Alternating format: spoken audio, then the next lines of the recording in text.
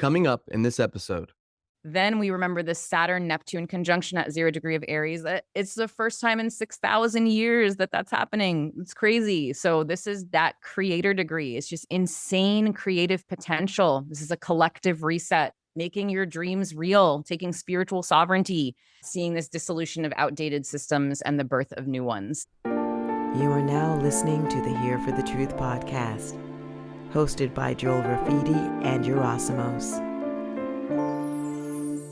What's up, everybody? Welcome back to the Here for the Truth podcast.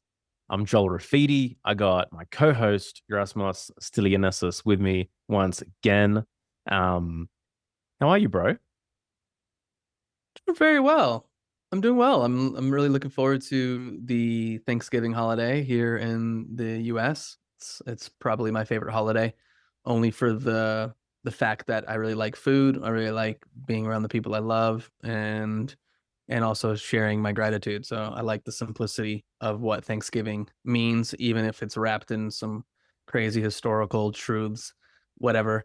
I like it. So looking forward to having some people over, and my mom's here, and I'm gonna cook up a feast. And so that's what's going on for me. Other than like we keep doing what we do. I love what we're doing. I love our conversations. I love everything happening in Friends of the Truth and Rise Above the Herd. And yeah, man, lots to be grateful for.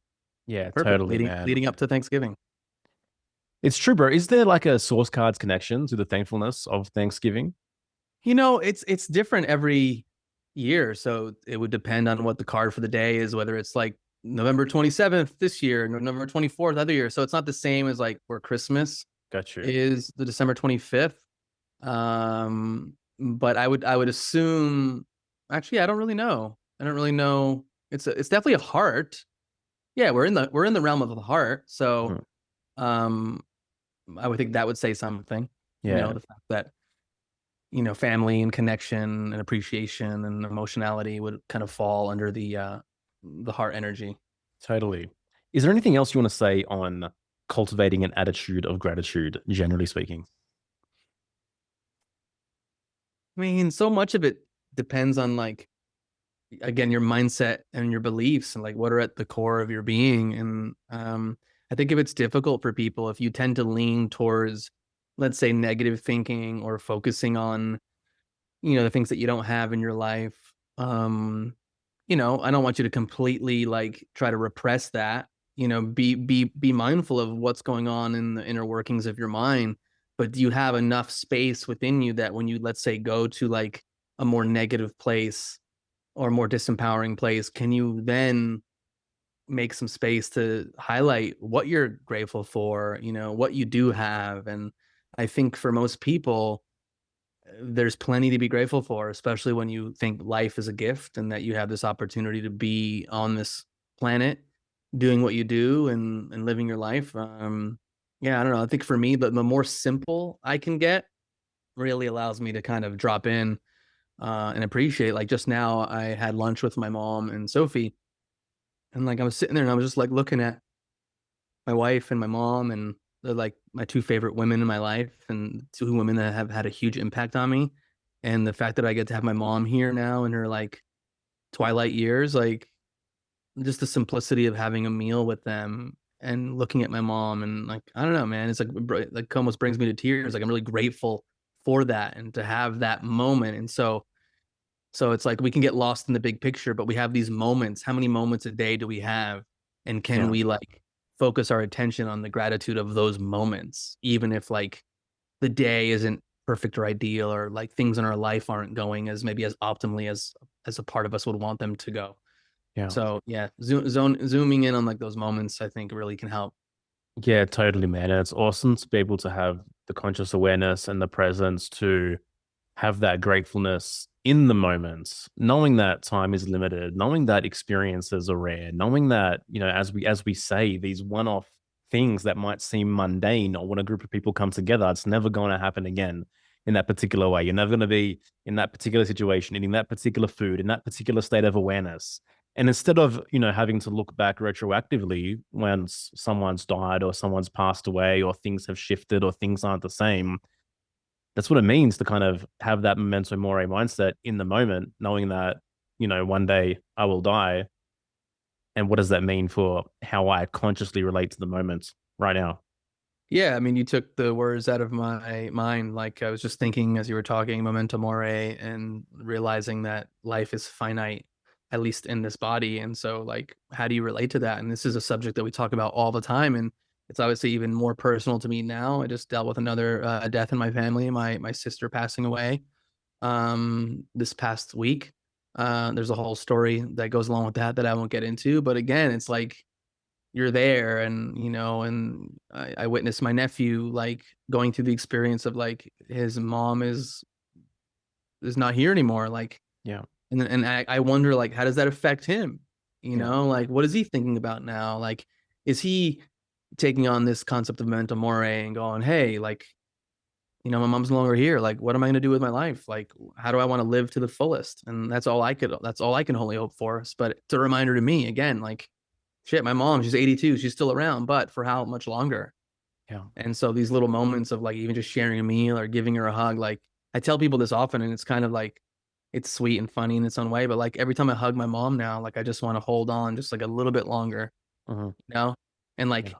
smell my mom, like that essence. Every person has their essence, and I feel like, I think about that. Even look at my dad that passed away last year, like I still have the faint memory of like when I hugged my dad, what he smelt like, what he felt like, Yeah. and I don't want to lose that. And the same thing goes for now. So I don't know, man. I don't Yeah. know if I'm just built this way or if I've gotten to this place, but it's just like a deep appreciation for the little magical moments of life. And the fact that we are like these deeply feeling human beings that can have this whole host of experiences. And I want to, yeah, make the most of the fact that we get to have these experiences, and not live above it, and not repress, and not just live out of my mind. Like I want to be a deeply feeling, like embodied human being. Yeah. No, beautiful, man. The message that, I think everyone can carry for sure.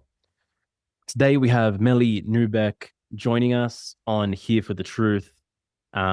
She has become a core member, actually, of our online community, Friends of the Truth. She hosts a monthly applied astrology call in there, and she's just been titled Book Club President very recently, as well, as she is hosting a book club within Friends of the Truth, which people will be embarking on quite shortly.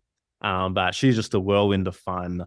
She's Meli. She's unique. The flavor that she brings to this astrology conversation is different to a flavor you've probably heard before. So really excited for you guys to dive in and check this one out. If you did want to come hang out with us, with Meli, and with like 130 odd other amazing human beings, you can head to hereforthetruth.com/FOTT. And tier 2 pricing of $22 a month is available, I think, for the next 10 odd members or so. We'd love to see you inside. We appreciate you being here, and please enjoy this conversation. Meli Neubek is a devoted student to the art of knowing herself truly, madly, deeply, obsessed with all things psychology, philosophy, and the paradox that is life. She blends a student's mindset with strategic action to her everyday life, packing in as much experience as possible. Building a diverse toolset for soul inquiry, Meli uses a no BS approach to guide people into the same kind of honest self-inquiry that has shaped her own growth. To cut through the noise, identify what's real, and show up for themselves and in their relationships with authenticity and intention.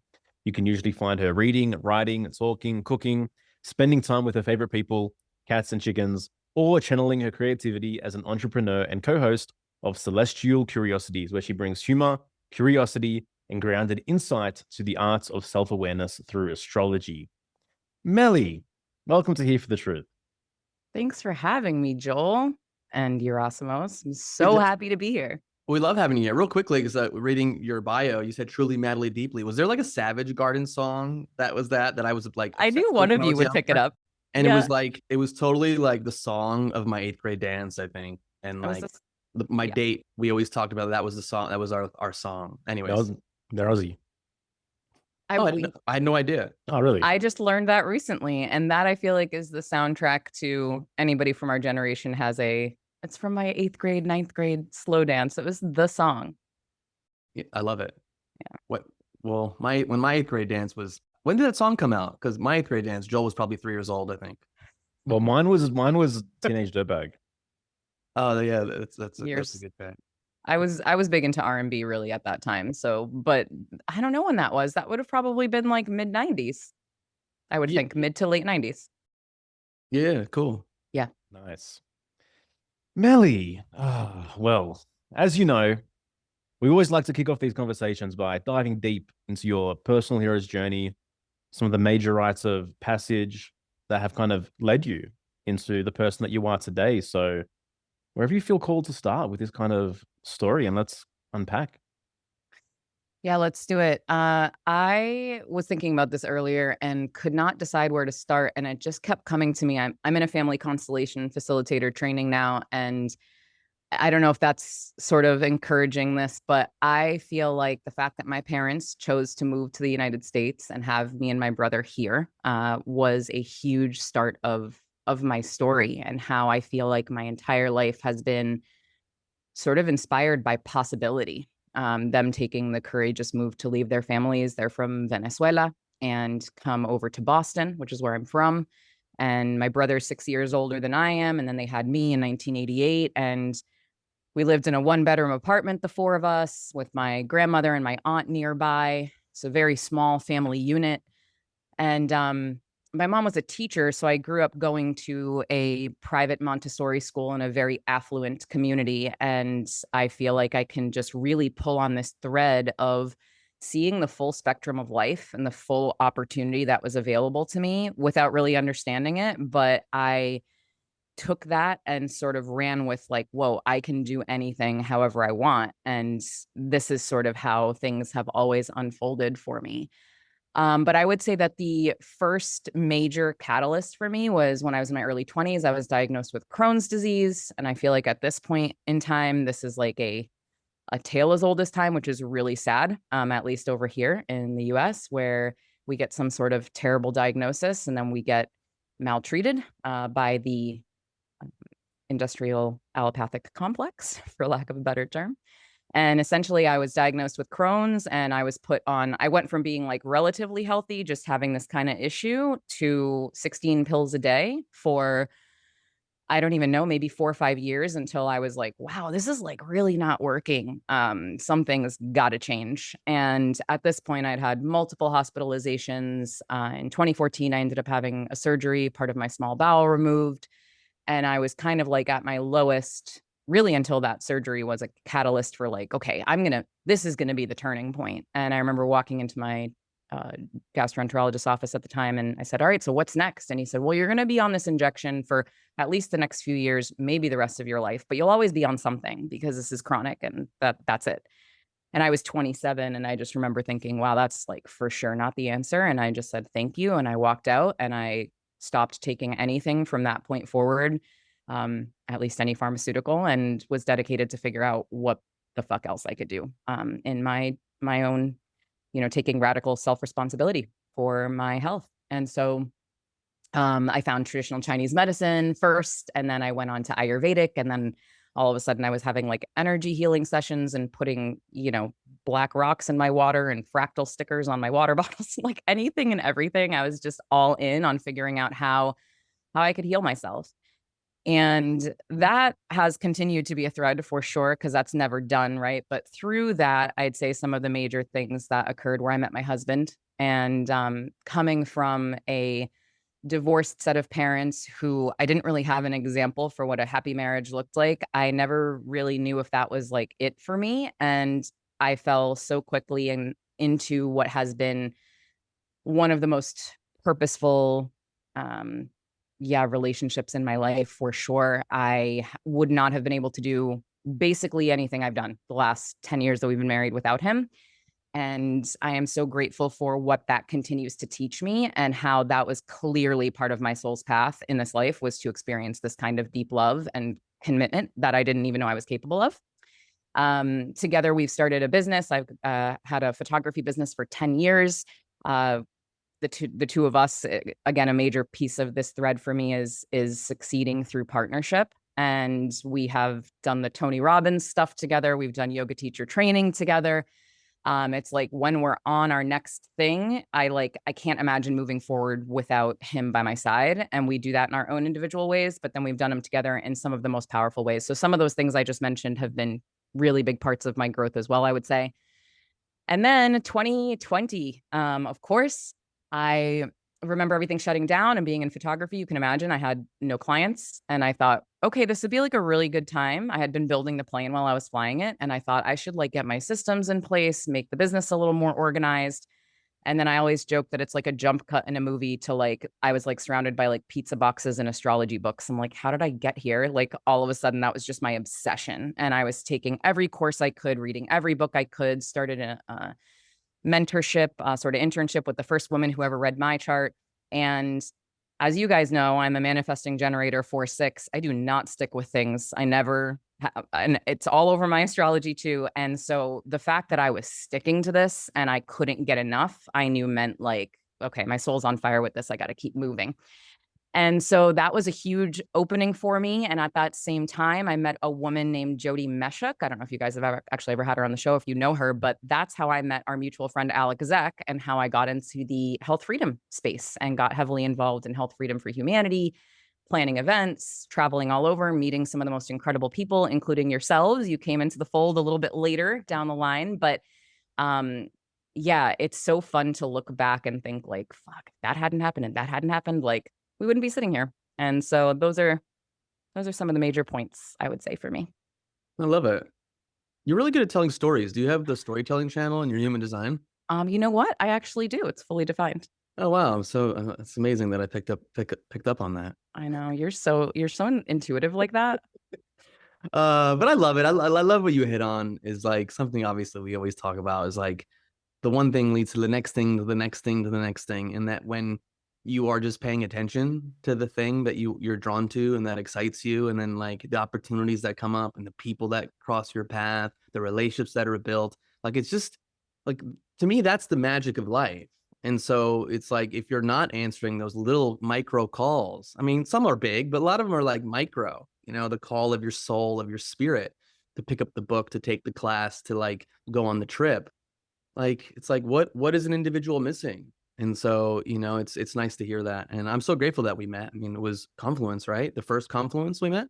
So Yes, like what, sir. little over 2 years ago, something like that. 2020. Yeah. October 2023. Okay, cool. Yeah. But I'm glad you said that, because the micro, it really is that. I mean, I've had some major stuff happen, but it's like every step of the way I can look back and with, that 2020 hindsight be like, shit, I was really every step of the way trying to genuinely find myself. That's all I've ever been trying to do. And then I just pivot based on what works and what doesn't. But that's been the guiding light, is how do I be my most authentic self? Yeah. So What does that mean to you? Like to find yourself? yeah, man, it's a good question. And in some ways it's so simple and in some ways it's so deep, but I will use an example that made me smile yesterday. So as you know, I'm rereading Atlas Shrugged, and I'm rereading the first at least like 400 pages, and then it will be new to me. But I'm still at the part where I was highlighting stuff. Mhm. And yesterday I got to a line that was the Socratic paradox. It's the more that you know, the more you realize you know nothing. And I had highlighted it, like you could tell I highlighted it like 10 times, like it's super dark. And then I like put exclamation points next to it. I was like, I'm such a nerd. Like, wow. But truly, there are a few things that have hit me that hard and made such an impact on the way that I see life. And it's that feeling that I seek to know that I am finding myself. It's like what makes me feel alive, what makes me feel on fire. Because I'm good at a lot of things and I have a high capacity for thinking and learning and connecting and all these things. But because my capacity is so high, I have found myself many times doing things that are not meant for me, just because I could, just because it did make me fulfilled for the moment. But the more I find those moments, something that simple that makes me feel fucking alive, I'm like, okay, how do I get more of that? So I feel like I'm in constant pursuit of that feeling for myself. And that's how I know that I'm connecting with me and who I'm Yeah. supposed to be and what I'm supposed to do. Yeah, that's really cool. And I want to add to that too. Like, there's such a fine line between doing something because you're just lit up by it, because you're a human being and it just feels good, with what we all do, maybe sometimes still, or we have. It's like doing something so then we can show people that we have value and that, we're worthy, and that, hey, pat me on the back, like me, tell me how smart or creative I am, and I think that's such a It's such a like nuanced way to move through life on this personal development path, is like really understanding the motivation for why we do the things we do. And I just feel like that's such a thing that so many people, myself included, like have to dance with. What does that discernment process look like for you? Like when I'm doing something purely for pats, and are there ever instances where it's kind of intertwined, where like I am drawn towards something and there's a sense of approval that I want to get from that as well? Well, it took me a long time to decide that I was okay with admitting that I like recognition, because I think that we're like, there's a large part of society and just that we're raised, especially like in the school system, like you're there to do what you're there to do and you're not there to like necessarily be recognized. Now it's actually different. Back when we were kids, that was not it. We were not getting, participation trophies, right? So um I had to sort of deconstruct what I believed was bad or not okay to what was just really me. And that was a part of it, as well as that feeling that I just described. Like, it's pretty easy to discern when I feel that or when I don't. The question is, how do I get closer to it? So it's deepening the intuition to say, I feel that itch. I feel that goosebump. I feel that thing that's like, oh, I'm moving in the right direction. And then honestly, basking in that recognition when you do get it, like, okay, wow, I'm feeling it for myself first. I got that spark. I got that like juicy kind of just electricity. And then it only motivates me more if I'm already on my path and people are acknowledging it.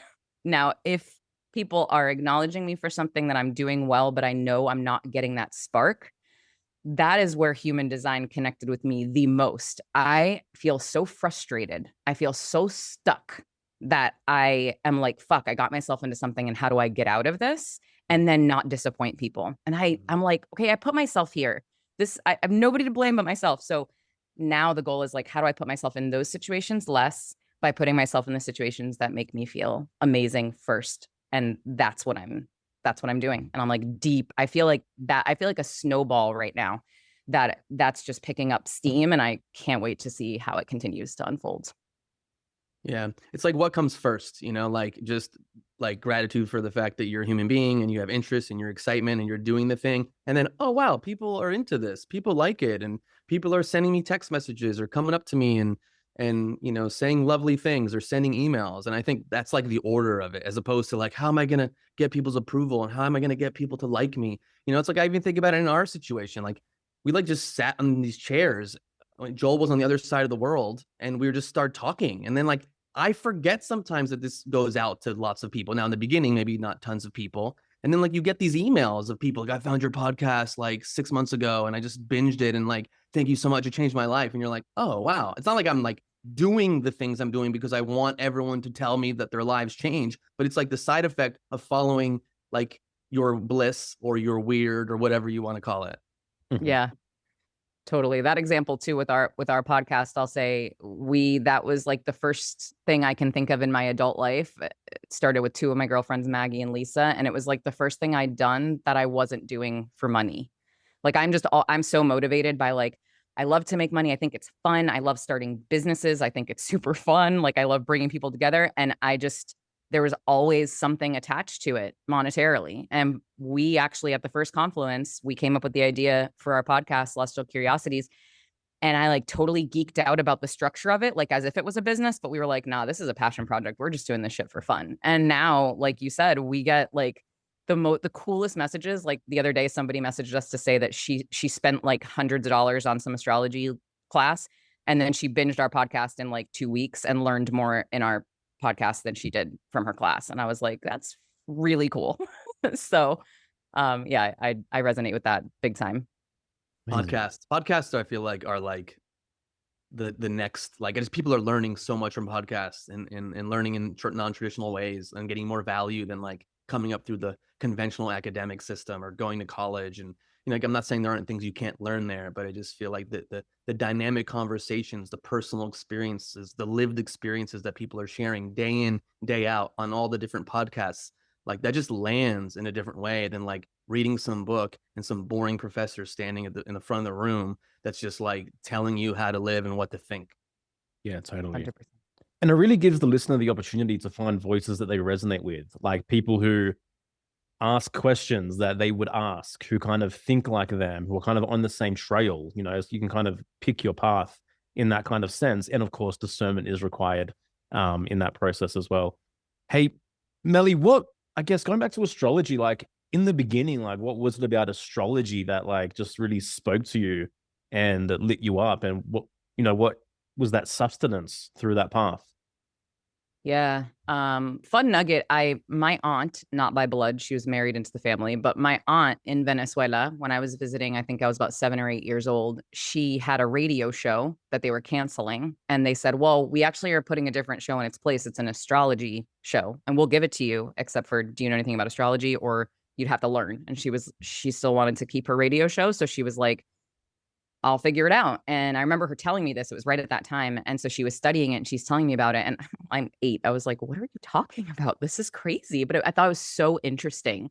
Also, not to mention that I do speak fluent Spanish, but like, when you don't speak, like that's still not your primary language, like the names of the planets and shit. I was like, what? This sounds crazy. It never left my brain. And so then in 2020, when really it felt like all of a sudden out of nowhere, I was just obsessed.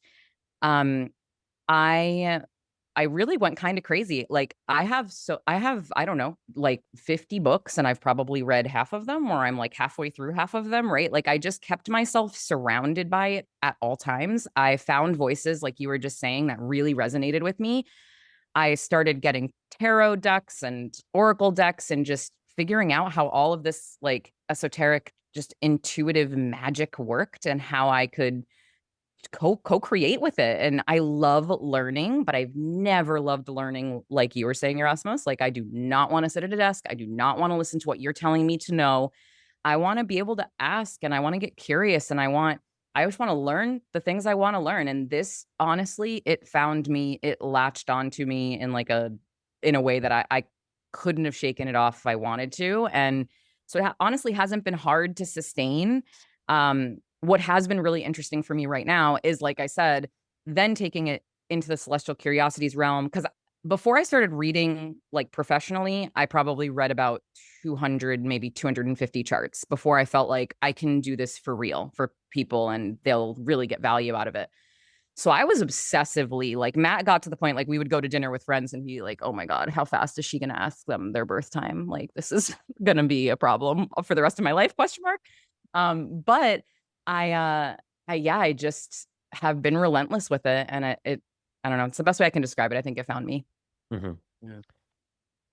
And so how do I bridge this question?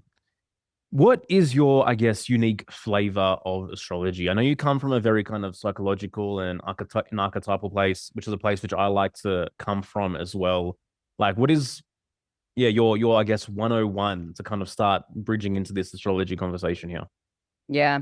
So I say that I practice a mix of psychological and evolutionary. I certainly started in psychological, which is like, hey, your Mercury is in Scorpio, so you're a deep thinker and you have an intense mind. Like, we break down the psychological archetypes of how the zodiac sign affects you because of the moment you were born.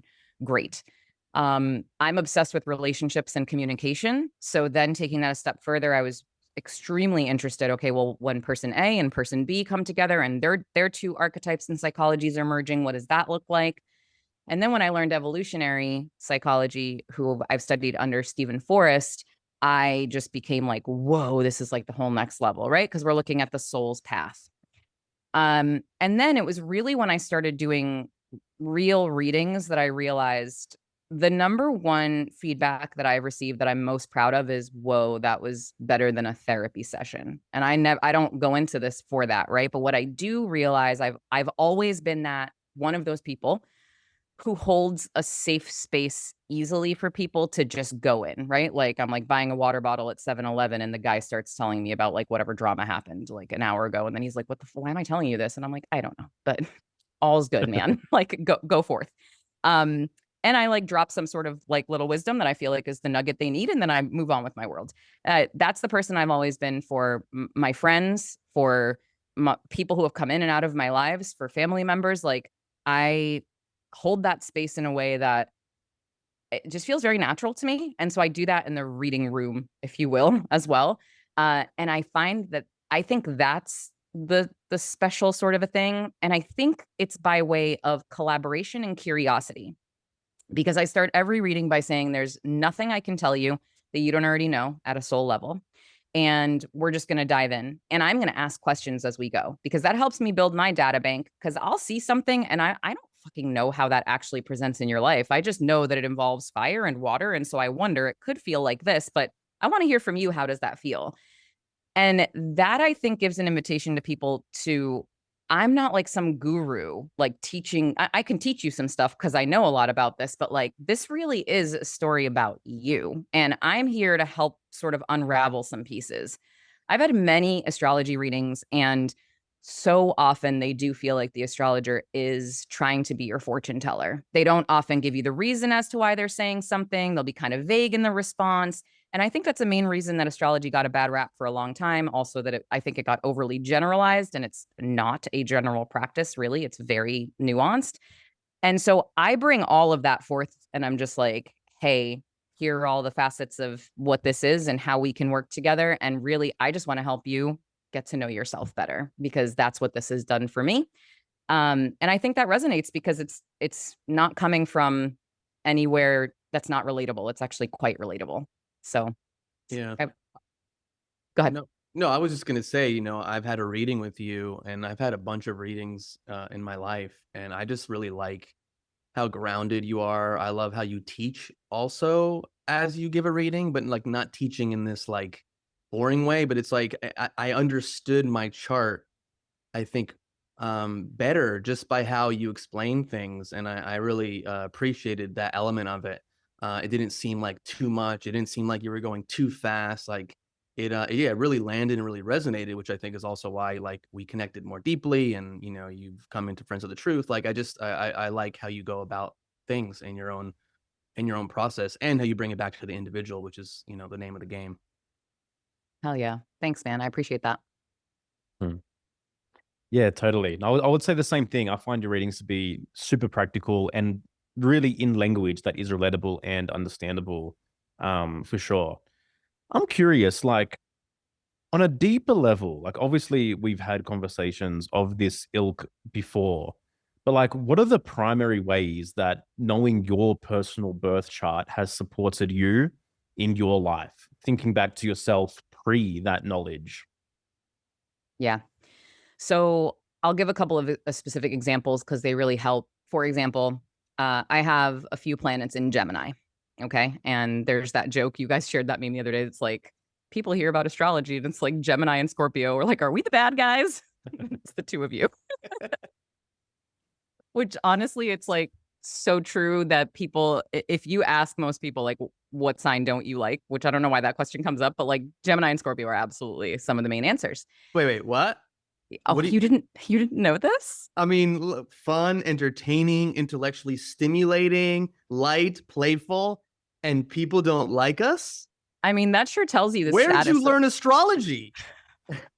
It's the state. It's the state of the world is the problem. I hear you. Shit. So anyway, my brother is a Gemini sun, and he has all of the charm and the wit and all those things, but also Gemini, they can be very good storytellers and can be very good embellishers as well. He is such a good embellisher. It's never with malice. It's to make the story better. Like that's all it is, right? So, me growing up with him my whole life, like it got to the point where in my teens, like he'd be telling a story and I'm sitting there and I'm like, oh my God, people are believing this. And I was there, like only like 40% of this actually happened that way, but they're laughing and it's like great. And so I don't know, I built like this resentment toward Gemini.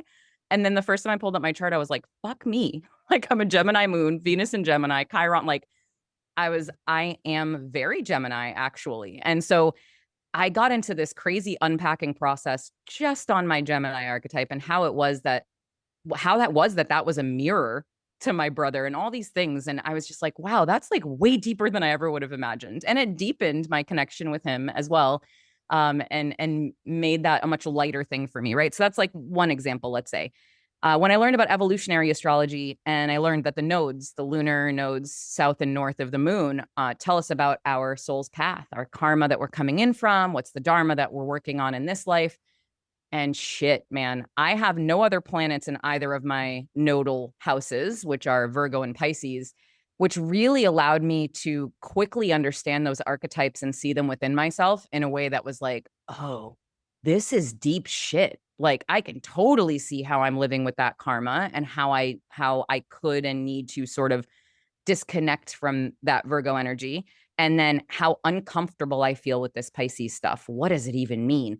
And for me, it's in my 4th house, which is about family and roots and legacy and home. And my goodness, from growing up in this very small space with my family, that obviously I'm super grateful for. Like I never needed for anything, but it was a very different world than what I've grown into, and feeling like deserving of that. And y'all know a teeny bit about like my process toward motherhood. Like that's also represented here. And like, it has just been, honestly, it's been so powerful in a retrospective way to look and then reflect and then decide how to move forward strategically from there, versus just being like, oh, my life has been laid out for me. It just has made these themes in my life clear. And given, it's fun to like get into the mythology and understand how this all presents and realize like, wow, look how this is woven into my life, So I hope that answered the question well. Yeah. I have a question, because obviously if someone says astrology, like it's like what Joel asked earlier, like what has been your entry point? Like there's so many different types, so many forms of astrology, and then you have tropical, and then you have sidereal, and blah blah blah blah blah blah, like so many different like subtypes, and I'm That's like, my favorite type, the blah blah blah type. That's also my favorite. Blah Yeah. is like, I mean, I learned the most about myself through blah blah blah. You know what I mean? Yeah. But like, look, what do you think? I mean, again, I don't know if there's an answer. Like, what draws a person to like, no, sidereal is the truth. You know what I mean? Or like, no, like what I do is the truth. And is it more just of that thing of there's truth in a lot of it, but it's like the lens and the angle through which it comes at you? Like, what are your thoughts on all the different types of astrology, and like the debates that go within that? Yeah.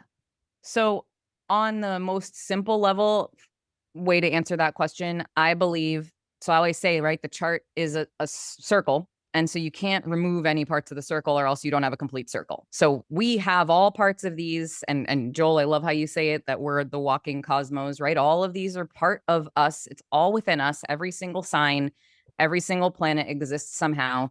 So we have a resonance to it all, no matter where it sits in our chart. So if sidereal or a different house system, for example, and I'll get into that super briefly in a moment, but if they say something different, but you still find resonance in it, then it doesn't really surprise me all that much, because we're pretty fucking complex. It's all in us anyway. So and depending on how stuck we are in our views, or how open-minded we are, which I am very open-minded, Sagittarius, Gemini, and my big 3, like that's some of the most open-minded you're going to get, then I'm able to look at both sides of the coin, all sides of the thing, and be like, yeah, I can totally see that. So I know that about myself. And then I know that if I'm looking at like a very stubborn earthly archetype, they're probably not going to feel as fluid with that. And so I might not just bother getting into an argument with that person. Like that's fine.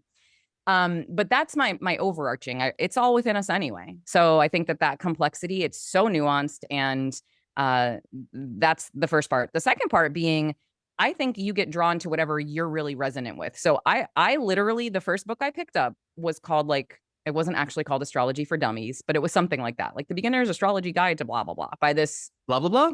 but it's everywhere. The blah, blah, blah is everywhere. Oh my God. Life-changing, blah, blah, blah. We should make a shirt that says blah, blah, blah. So her name is Yasmin Boland. She's an astrologer in the UK. It was just like the most easily broken down. Like it's what I needed at that moment to just like get my first entry in. And I was like, okay, this is simple. And I literally I think I still have that book somewhere, and it's got these little like cat sticker bookmarks in like a million places. Cause I would like, oh, let me just, tab over to that page. And it was so simple. It was like, she uses the whole sign house system. That is what I still use. It's been used since Babylonian times. It is the most basic looking chart. Super simple. All the houses take up the same amount of space. Okay, great.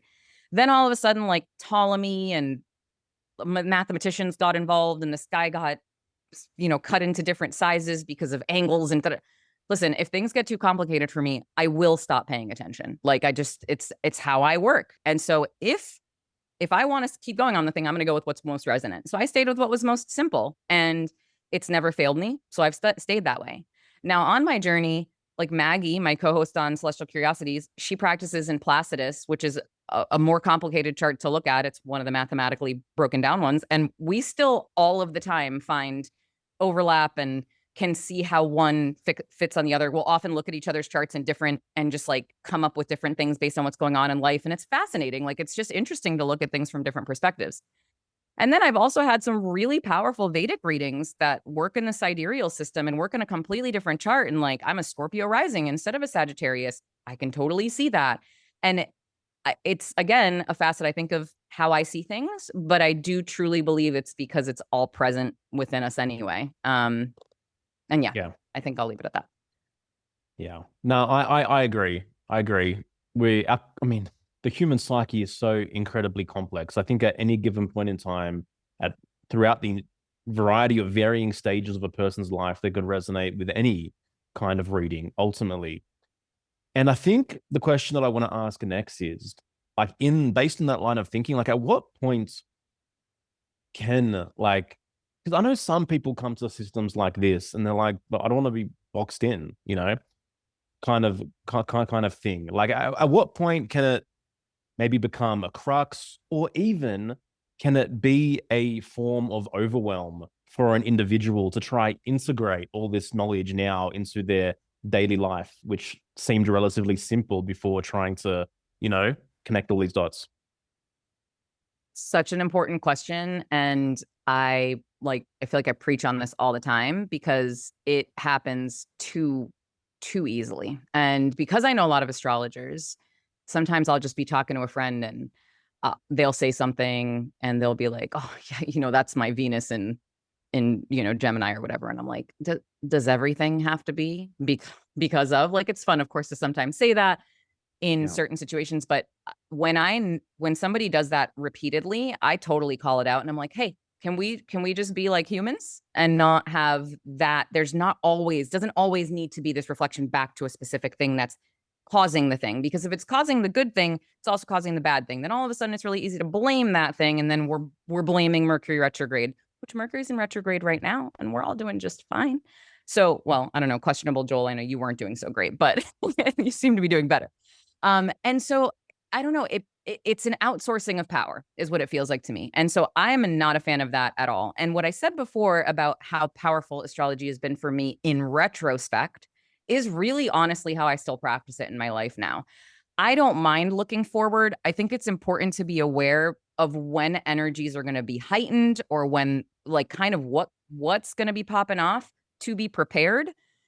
So I'm not just kind of hit like a frying pan in the face, like, whoa, what's going on? But I do not mess around with like specific predictions. I do not mess around with how I think it's going to exactly impact me. I do, though, also like to use it to see, like, okay, if I know something major is going on, kind of like I'm with my husband like 90% of the time, like, is it going to impact something on his chart? Because then I might know, like, or if I see that he's acting more something sensitive or whatever, like, oh, I wonder if something's going on. And then I can gain insight from there. But I think you can go real crazy. And like you said, use it as a crux for so many things, for personality flaws, for justifications of actions, for like I think I've used this example before with you guys, but like the way people sit around waiting for their Saturn returns, like, blows my mind, because they're in anticipation of something major that's going to happen. And then all of a sudden, everything is through the lens of that. It's so much more than that. It's just one piece. Maybe it was a catalyst. Maybe it was bigger than it was for so-and-so over there, whatever. But I don't know. I think it just ultimately takes you out of your human experience. And I like to say, like, I like to keep my eyes on the stars, but my feet on the ground, because we're here. Like, we're not meant to be like ascended floating about. We chose to be here in this body to be a human. So I think use it I love the axiom as above, so below, to understand how interconnected we are to everything. But it's not, for me, meant to be something that you then let take you over, basically. Yeah, there can be so much rationalizations and justifications for like shitty behavior, and also like resigning oneself to like whatever's happening out there. Mhm. You know what I mean? Like, it's like, oh, well, it's Mercury retrograde, so I'm just gonna sit in my room and do absolutely nothing. Like, I just feel like you're giving power away to something external or some ideology out there, as opposed to like claiming agency. But yeah, I think it's a great tool to like reflect, because there's times where I'm like, this is odd. Like, why am I feeling completely different? Why is like this pattern coming forward? And then maybe I might read something or an astrologer friend say something. I'm like, oh, okay, that's interesting to know. But not like just give myself to that and then feel like, well, I can't have an awesome life during Mercury retrograde or during, let's say, some more challenging transits. And I just think that's like ridiculous. Sure, you can come to a place of acceptance and like, yo, I'm still going to do my thing. I'm going to live my life and ride the waves. Totally. And with that example of Mercury retrograde, it's kind of funny, actually. Like, it would be a good time to be in your room doing nothing, because that's actually what Mercury is, and retrogrades are generally asking you to do, is to slow down. Like right now, we actually have 6 planets in retrograde, and I have been intentionally slowing down more than ever before, because I think that, I mean, you'll never know if it actually works to be in co-creation with the stars if you don't fucking try. So like the last few days, I've had nothing on my calendar, which is like the biggest blessing. And I would literally like research for this podcast today for like an hour and a half. And then I literally would just go lay in the grass with my chickens pecking around me for like until I was sweating. And then I would come in, take a quick shower, and go back to, and then the fluidity of being slow, like that slow motion, when it is asked of you, you can typically see that in the stars. And Joel just had this Mercury retrograde, as did my girl Maggie, who I just mentioned. And I said the same thing to both of you. I was like, I'm really interested to see how this impacts you. Pay attention. It's all about paying attention, because we don't really know actually what's going to happen. But if you give somebody the counsel to pay attention, they're probably a little more likely to slow down and notice when like, oh, actually, this could be a manifestation of that thing. So I like to really approach, I mean, if I had to use like one word, it's no accident that we named the podcast Celestial Curiosities. It's curiosity. If you can just stay fully curious and open to what's available through this, it can really be magical. Yeah. Yeah. Because it's interesting. Like, I think to someone who has enough attunement to self, like there's that natural impulse to slow down before any recognition of what's actually happening cosmically, you know? And I guess that's very individual as well. And it comes down to learning to honor yourself through all the different seasons of your life in that process as well. Because I mean, recently, there's no doubt that I've felt like a massive natural internal impulse to like pull back a lot, you know? Even when the parts of me come in, there's like, go do more, keep creating, don't be a bitch, whatever it might be. It's like, I can't right now. How many people, though, do you think hear that voice, push through, and then end up with some sort of huge diagnosis or some sort of huge trauma or crisis because they didn't listen?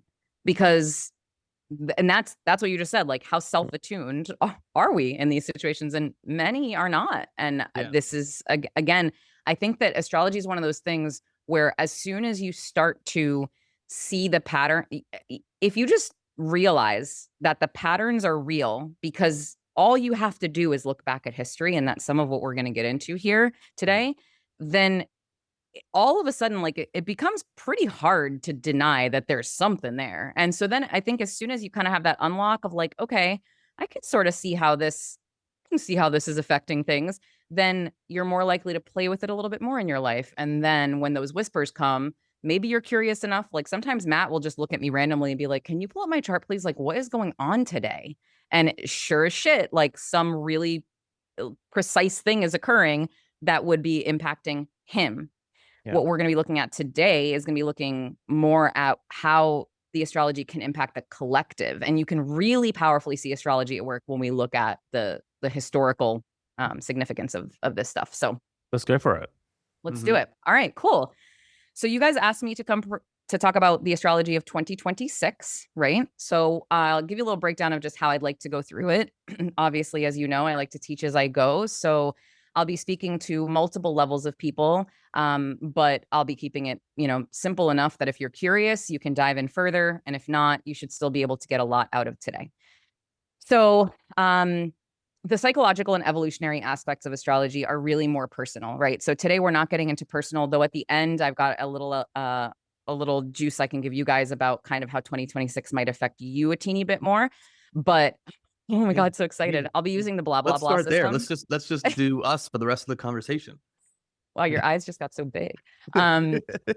But when we look at astrology as a whole for the planet, we really need to focus on only 3 primary planets. That's Uranus, Neptune, and Pluto, the 3 outer planets. They're called the outer planets, obviously, because they're the farthest away, but they're also called generational planets because since they stick around in each sign for such a long time, they are impacting entire generations of people. So when we think of baby boomers or Gen X or millennial, and you start to think about the archetypes of those generations, you're seeing where those planets were at that time. We're obviously not going to go through all of those specifically, but we are going to go through Uranus, Neptune, Pluto, where they just came from and where they're going into. So we can have a little contrast and we'll have a little bit of a history lesson too. How does that sound, guys? Oh, Sounds great. Oh my Thank God, you for setting the amazing. stage for the rest of this podcast. Oh my God, you're so welcome. That's what a good storyteller does, if you didn't know. Okay. That's very true.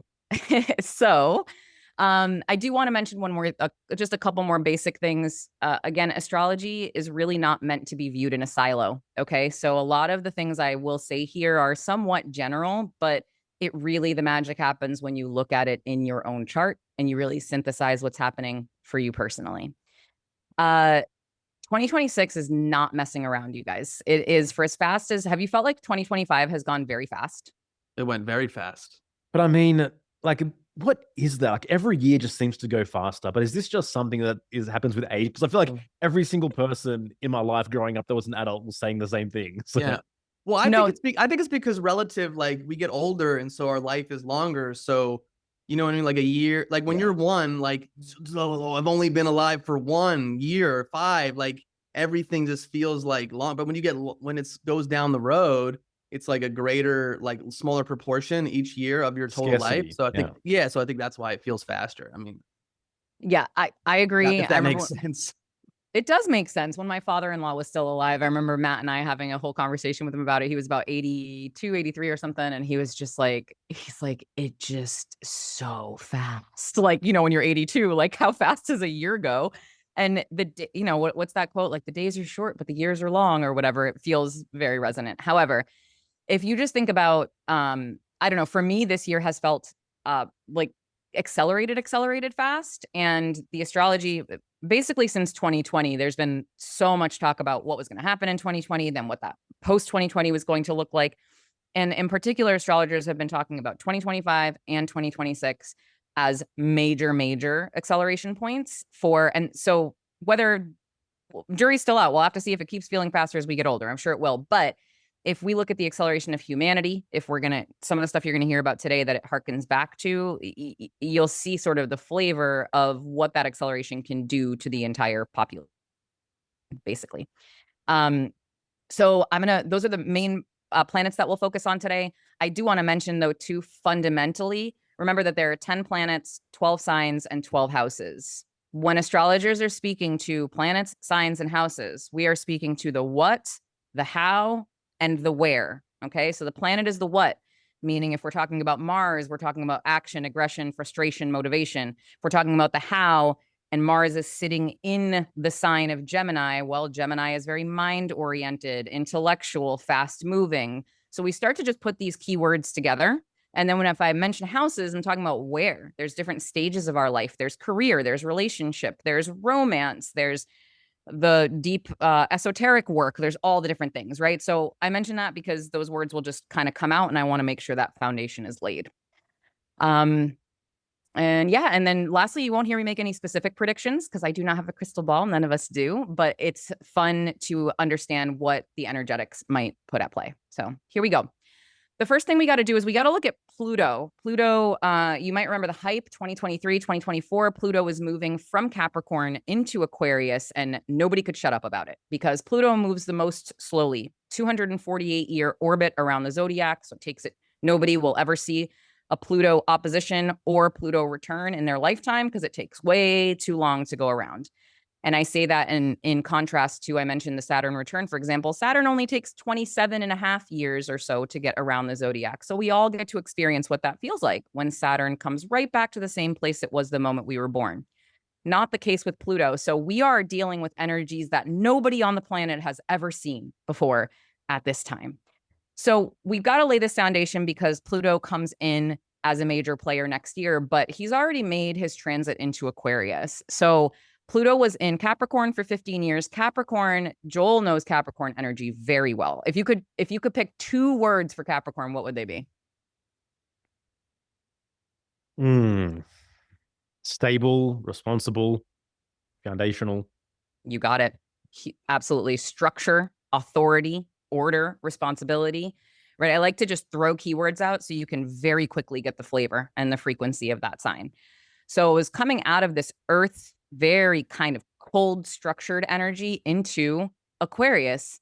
Aquarius is the sign of, literally, it's an air sign, and it's all about innovation and technology and freedom and decentralization and vision. Totally different. Like, it wants to create and it's curious and it wants to do things in a different way. And Pluto's and Capricorn's like, I want to do things exactly the way that they're meant to be done, period.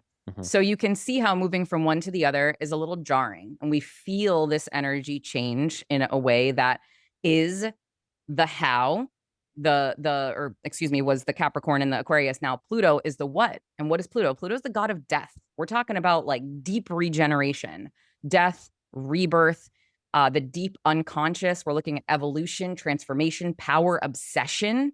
So Pluto, while he's really far away and he's really small, rules some really like major things in our human experience.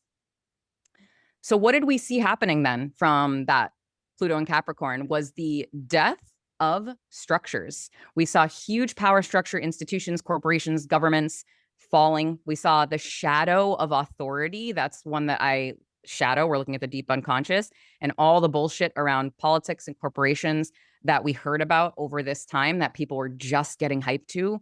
Some people were sooner, but this is became a major thing in this Capricornian time.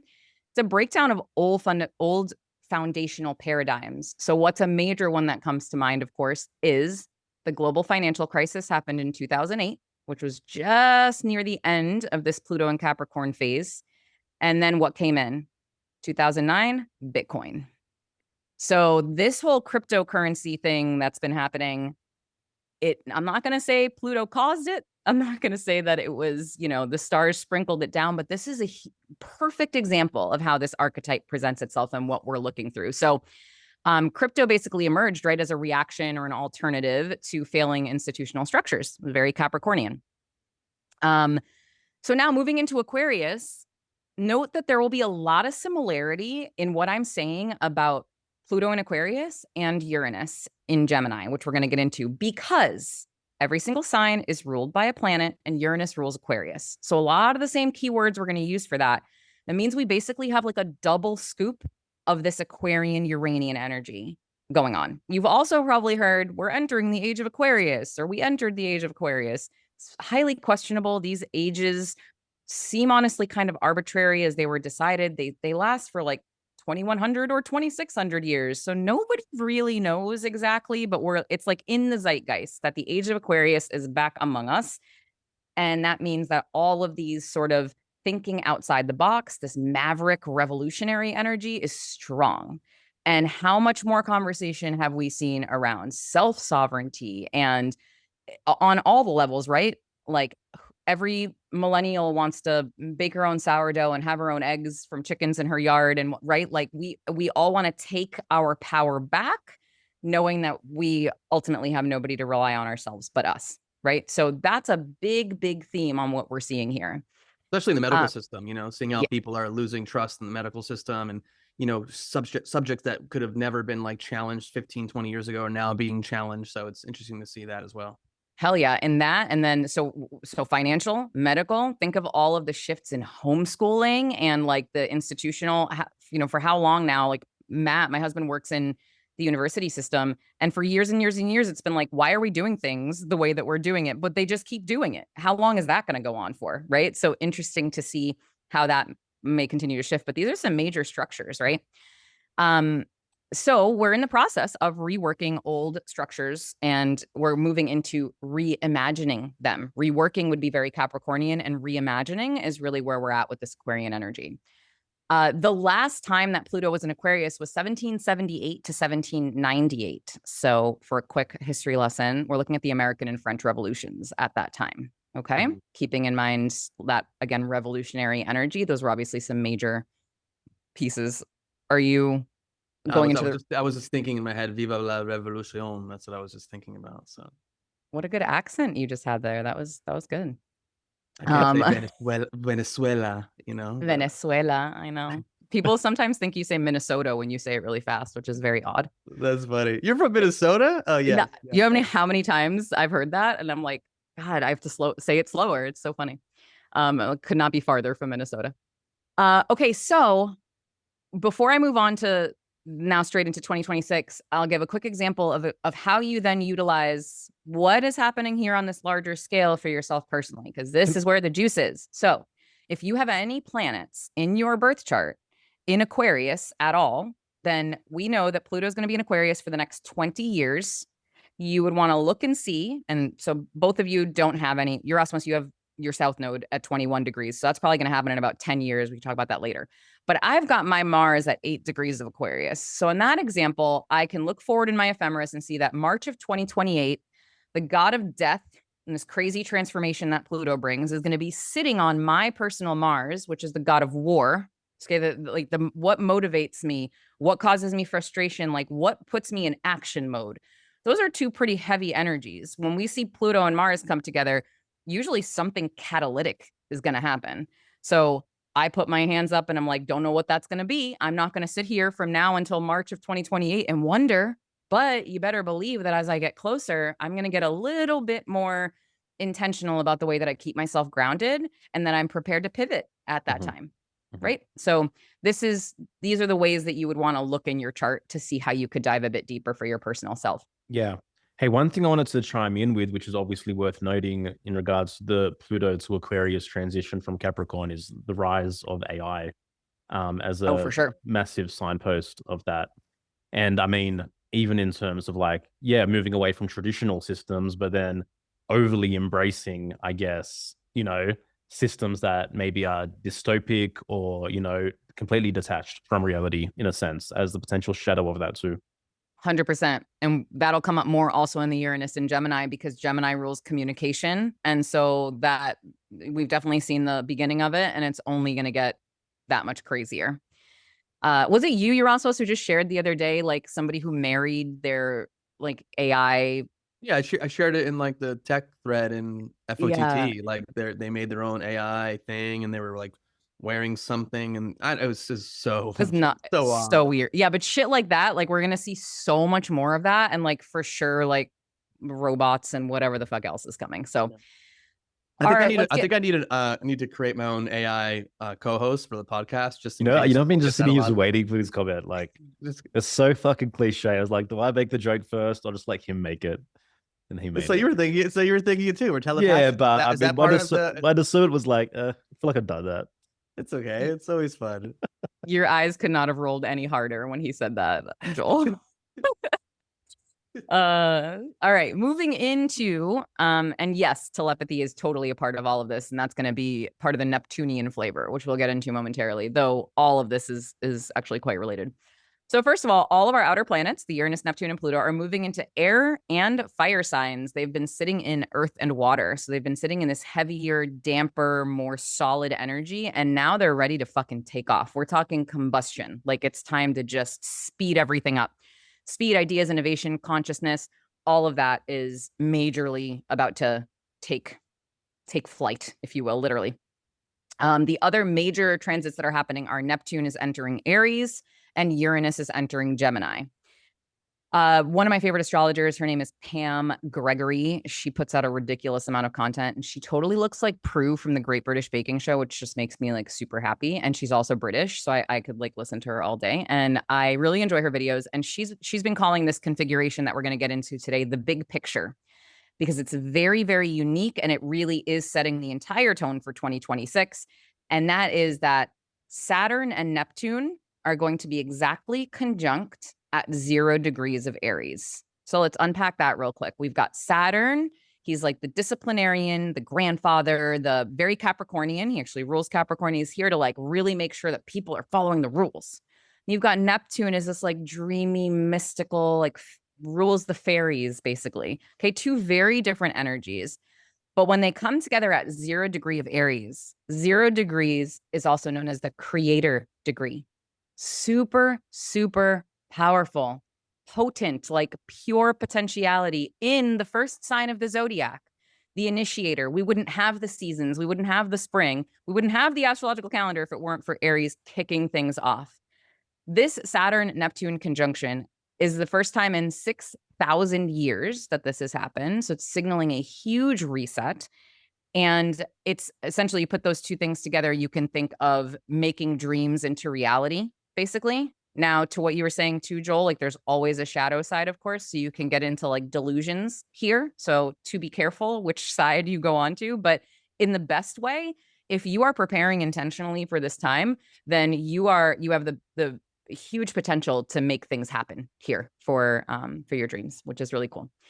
So that's one major piece. And then we've got Uranus and Pluto trining each other. This is a 120-degree relationship. The last time that this happened was in the 15th century. We're talking like Renaissance period, okay?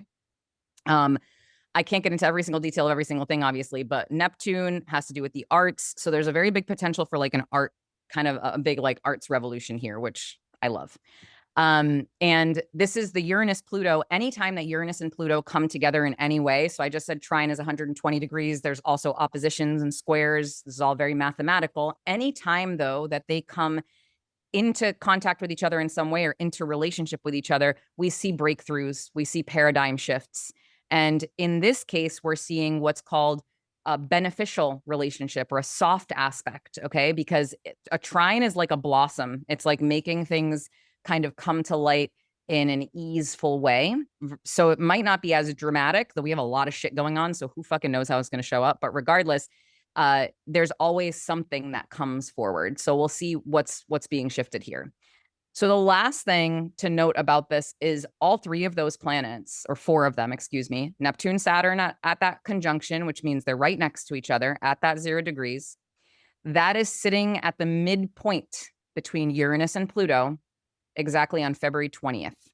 And that has, Neptune comes to that midpoint once every 500 years, but it has, that any astrologer can find, never happened in history at 0 degrees of Aries. So there was an astrologer named Andre Barbeau. He's French, so I hope I said that correctly. And he, I believe he died. Yerasimos with these perfect French accents. Oh yeah, could you? Was that? I'll pass. I plead the fifth.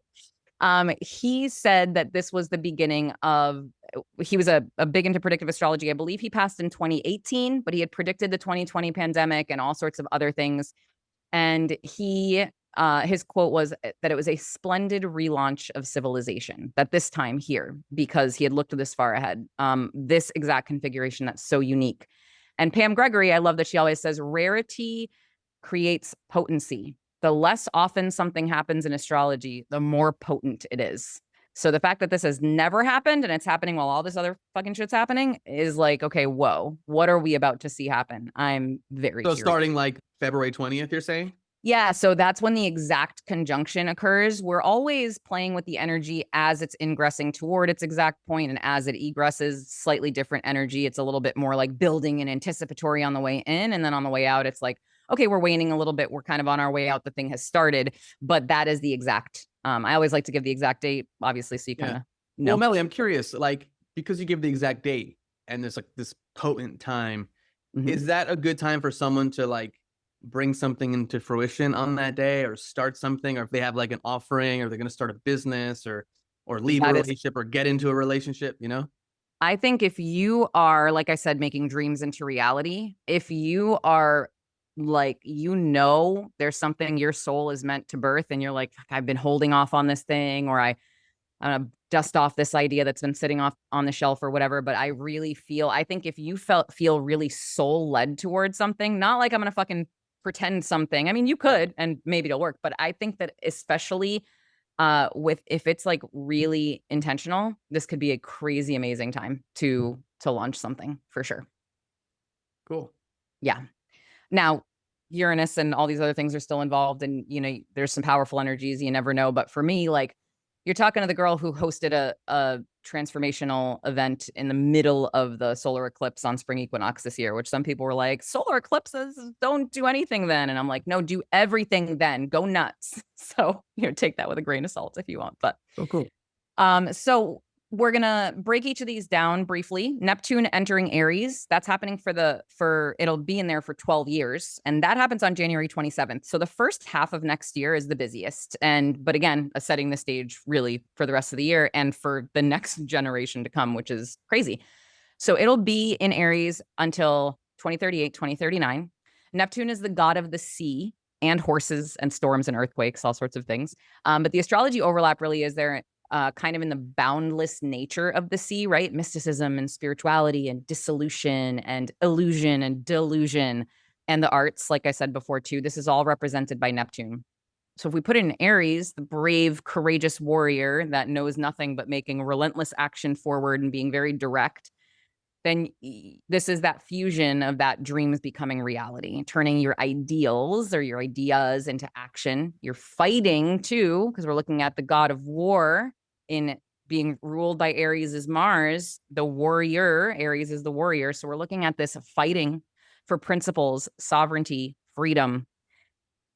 Spirituality becomes an embodied, combative, maybe even expressive energy. And then we can be looking at things like heroism. Sacrifice is a big Neptunian word as well, and like real mission-led energy. So a short glimpse of this, I would say a good example, this happened in, we've had all of these guys have entered into their sign and then retrograded back into the sign before and are now about to make their final ingress to stay where they're going. So Neptune was in Aries for a few months earlier this year, and that's when we started to see the first No Kings protests. I would say that is a really good example of this energy. It's that Aries energy of action and the warrior and fighting for an ideal and for sort of what you consider a movement that's important to you. Okay. The shadow of Can you this. please take that card down behind you? No kings, mate. No kings. No kings. The shadow of this can be fanaticism and blind idealism, right? This is something that we've seen a lot of, and I think that a lot of that was coming from a few different places, but this sort of just like blind following of gurus, having a lot of disinformation, people with martyr complexes, like a lot of this stuff is very Neptunian and Aries too, because they're taking that sort of action and taking it more blindly, if that makes sense. Mm-hmm. We can also see like mass delusion and hysteria. I feel like we've been seeing that for long enough, so we're like comfortable in that energy. All right, so a quick just comparison to what Neptune felt like in Pisces, which is where it's been from 2011 until now. Neptune was at home in Pisces. Pisces is all about inner spirituality and disillusion, mysticism, boundarylessness, go with the flow. We saw this rise, right, in spiritual practices and yoga, astrology, all these kinds of things. And we also saw a lot of that blind following of people, these coaches who were just going to fix everything for you. And you're like, I will be the delusional optimist, like show me the path and I will go, I'll just follow and we'll see. And we see that didn't go so well in many ways. So now Neptune coming out of, even though it was at home there, if you will, it was very flowy and surrendered. Now it's getting a lot more structure going into Aries. Any questions about that? I don't, I'm just listening. Word. All right. So the last time that Neptune was in Aries was 1861 to 1875. So I'm going to give you the short list of things that were going on then. American Civil War, literal fight for the ideals of the North versus the South. I think now we're much more in an ideological landscape, left versus right, and right, what people really believe in this landscape. But obviously the Civil War was huge. So that's a big representation of this warrior energy in Neptune. And it's this idea too of like dying for a cause. Okay. That's a very Neptunian flavor, going through war and combat, which is Aries. We also had the abolition of slavery, which was a moral and ideological battle for human rights. We had the launch of the New York Stock Exchange. That was a rise of speculative ideals becoming institutionalized wealth, right? So again, you're seeing like this sort of more less tangible idea being brought into form. London's first underground railway. And then there was also the birth of the Impressionist movement, which was a radical new art form at that time. And it was challenging realism. And that's literally idealism expressed boldly. Boldly is a very Aries word. So all of this deeply archetypal, you kind of get an idea of things that happened in the past. So again, we don't know what's going to happen coming forward, but that's what that energy is bringing to the table. We're going to move on to Uranus next. So Uranus is the god of the sky. And I've heard before that he's also the god of thunderbolts and lightning, but then I realized that Jupiter holds a lightning rod. And so like, maybe I've lied when I say that, but Uranus brings shocks. Uranus is here to shock the system. All of the signs also rule, planets rule different body parts, and Uranus rules the nervous system.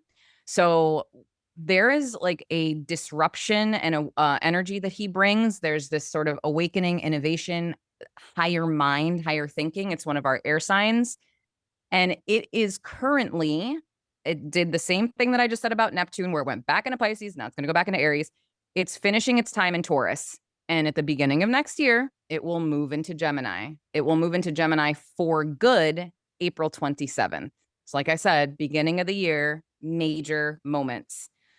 On February 5th, it starts to move toward Gemini, which means it's spending its last few degrees in Taurus. Well, Taurus represents what? Security, food, stability, sustainability. And that's where it's been for the last 7 years. So when we think of things like literal fake meat and the regenerative agriculture movement and food supply chain disruptions that we've seen, a rise in environmental awareness, focusing on local sourcing, this is all very Tauran stuff that Uranus has brought to the forefront. Now that it's done with some of that more earthly, tangible stuff, we're moving into Gemini, where we're going to be focusing on a lot more of the mind communication stuff.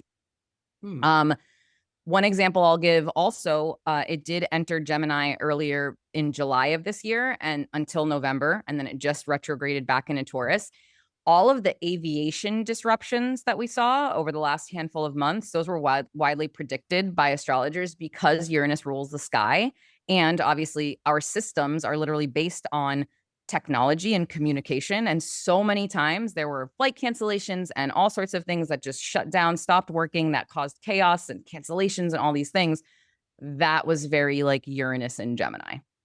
Okay, so obviously that's not going to become our new norm. I think what is more likely to occur is we'll see major advancements in that space, but that was like a chaotic example of sudden Uranian, like, oh, I came here to disrupt, to awaken, to shake shit up a little bit.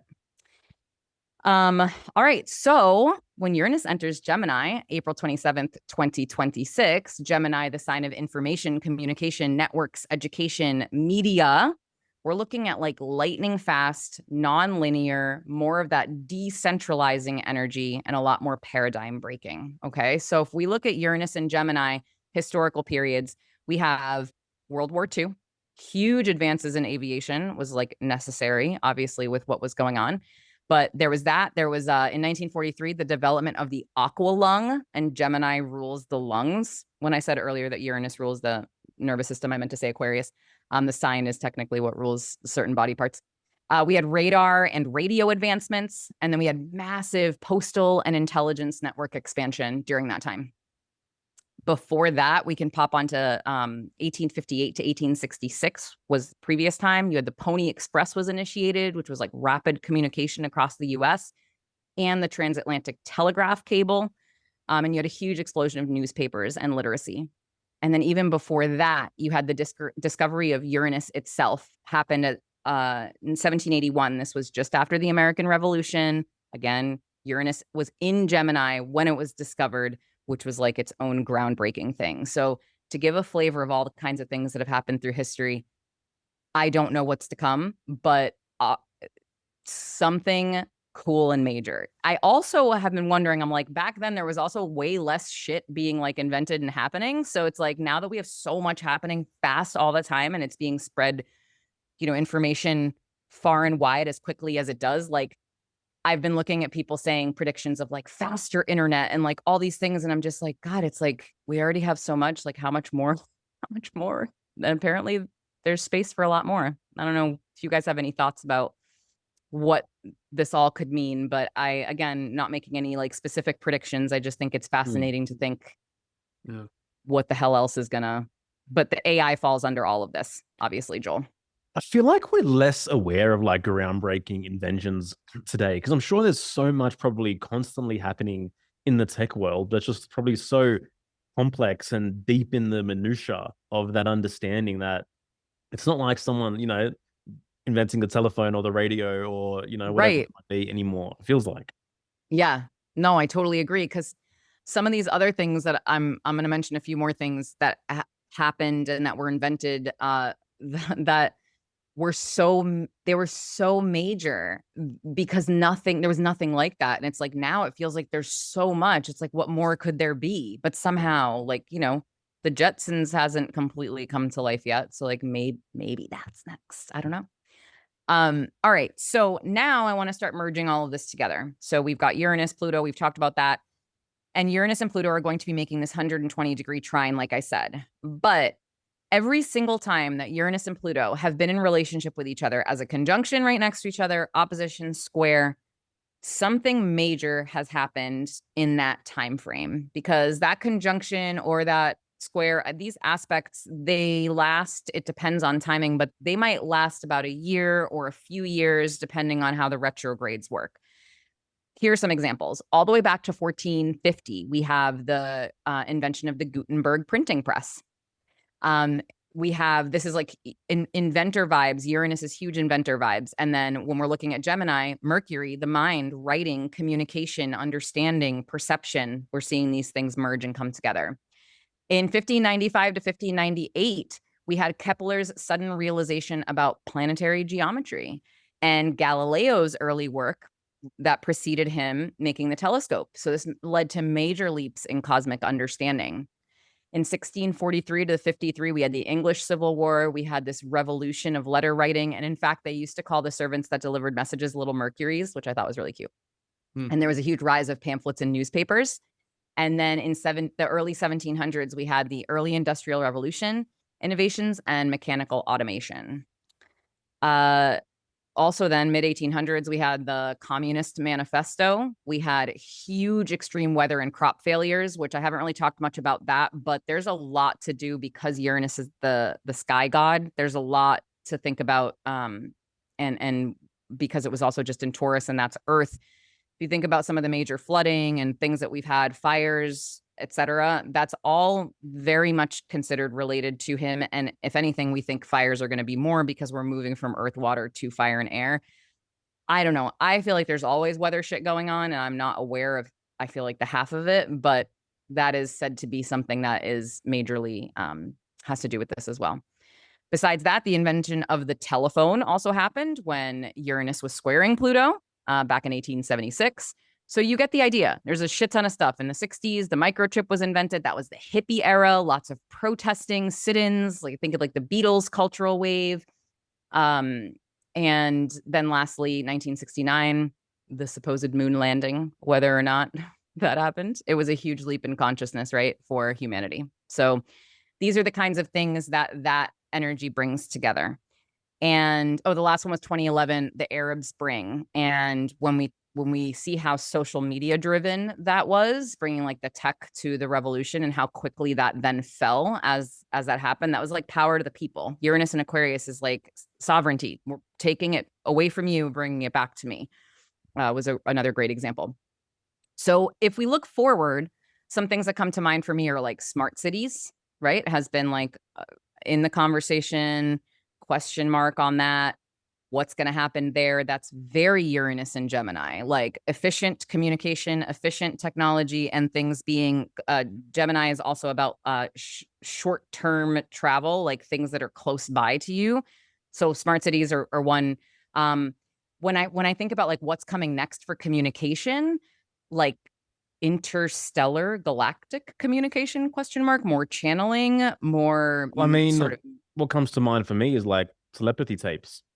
totally, right? Like that paranormal, more like, ooh, what's beyond the veil?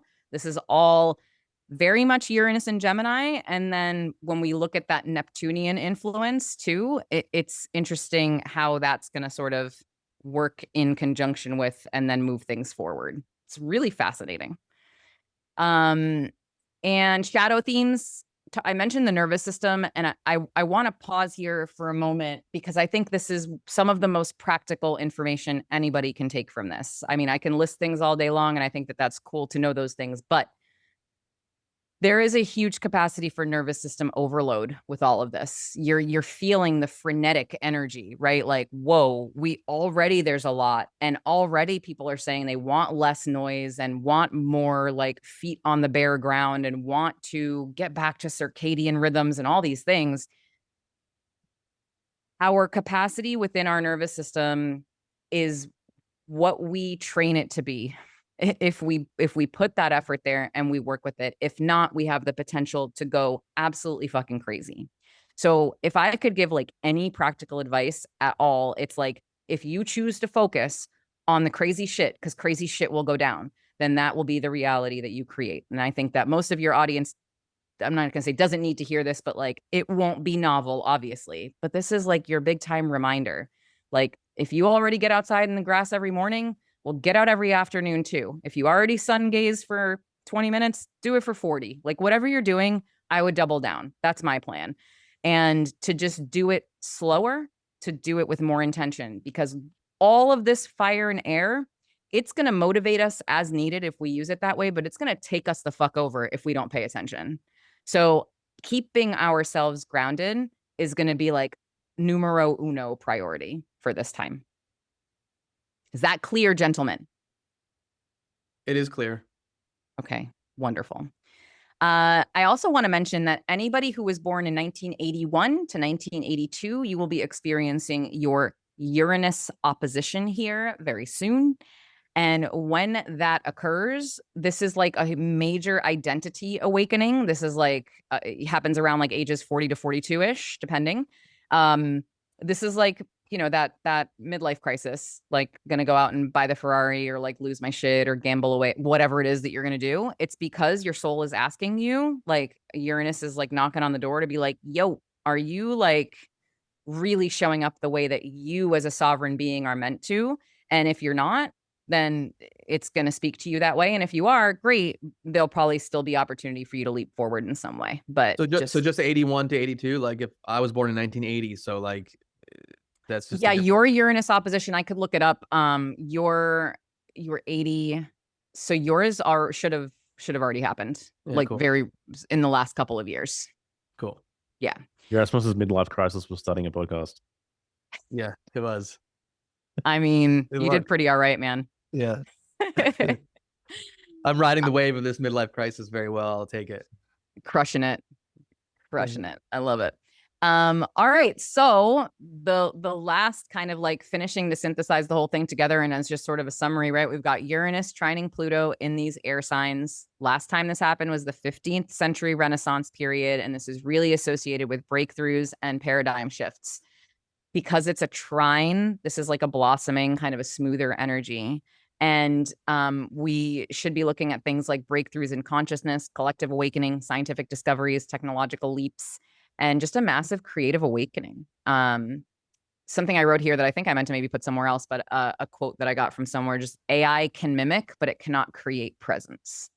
And we are so easily getting wrapped up in the AI stuff. And that's fine. Like, honestly, I took like freaking 17 pages of notes from everything I was researching for this. And then I popped it into AI and was like, please make this make sense, because it's a mess right now. And it gave some structure. Like, of course, it's great for some things, but it is wild to see how quickly you can get swept away, right? So we want to try to not do that. Then we remember this Saturn-Neptune conjunction at 0 degree of Aries. It's the first time in 6,000 years that that's happening. It's crazy. So this is that creator degree. It's just insane creative potential. This is a collective reset, making your dreams real, taking spiritual sovereignty, and seeing this dissolution of outdated systems and the birth of new ones. So this is like that Barbo who said that this was the whatever word I used, collect a splendid relaunch of civilization, and let it be so for yourself. Put yourself in a position where you decide, what is it that I want? And what are the dreams that I want to make real, and ride the wave, because I think it's going to fucking take you whether you like it or not. And then the third layer is that Saturn Neptune on that February 20th, activating the midpoint. Excuse me.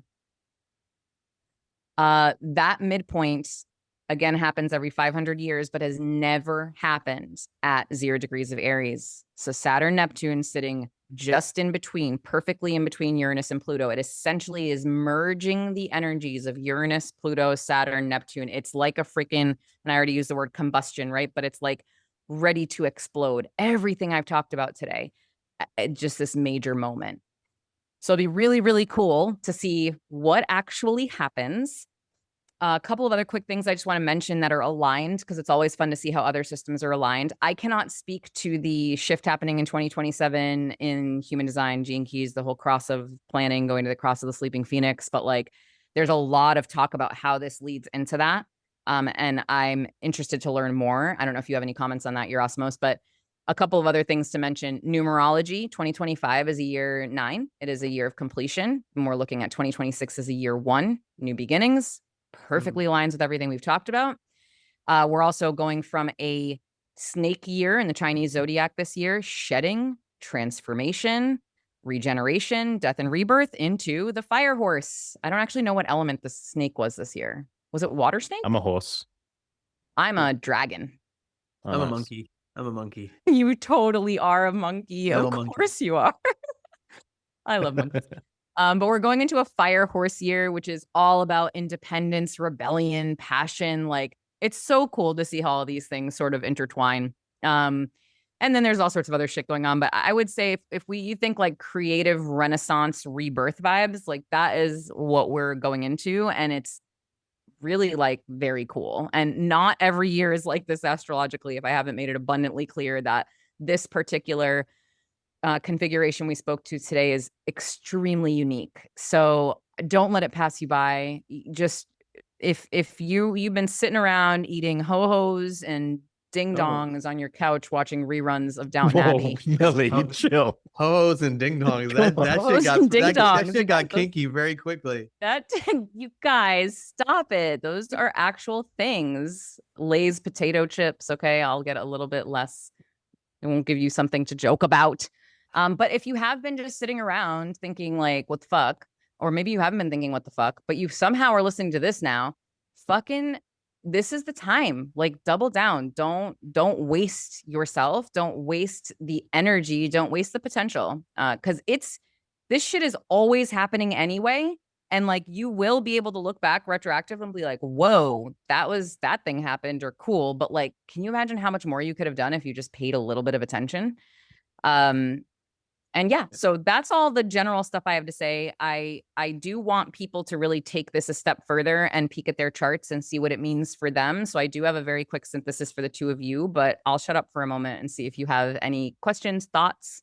Well, what I really want to focus on is that you brought up Downton Abbey, and that's just an amazing, excellent show. So, leave the ho-hos and the ding-dongs aside, but feel free to take it easy, sit in your couch, and watch an incredible form of entertainment known as Downton Abbey, 6 seasons, 3 television shows. Something Joel recently started watching, and he actually enjoys it. So I just have to say, I know he was giving me shit for it, but I'm actually curious. I don't know if you talked about it, like what was going on astrologically, even during that time period, when you think about like the fall of the aristocracy and the shifting that times, like kind of pre-World War One, World War One, post-World War One, that whole thing. I'm curious what was going on there. Not saying that you know it off the top of your head, but interesting to think about that too.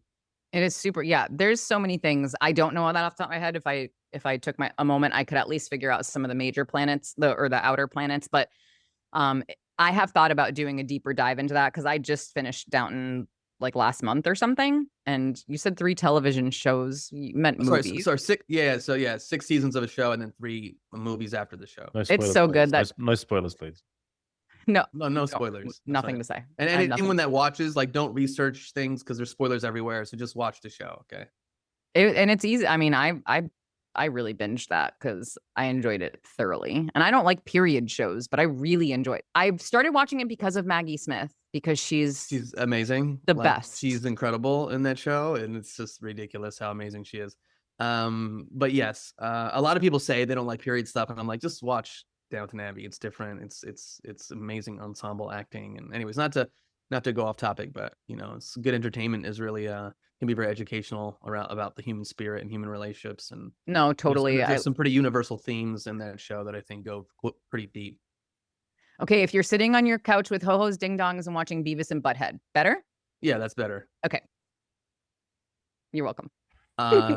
Cool. So pretty much to summarize, it's a time of like rebirth, creation. Like what have you been waiting for? Like get off your ass and make your dreams come true and push things forward in a way and live with more intention and take advantage of the energies of 2026 potentially.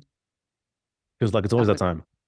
I know, it feels always that time. But then again, also based on what we said before, like there's not, because intuitively I'm just going to kind of like sit on my butt and watch Downton Abbey. I'm not going to write my book right now, or I'm not going to like, go run the marathon. But then there's a time where you're like, I'm going to go train for the marathon and run the marathon. So it feels like 2026 is like, let's go.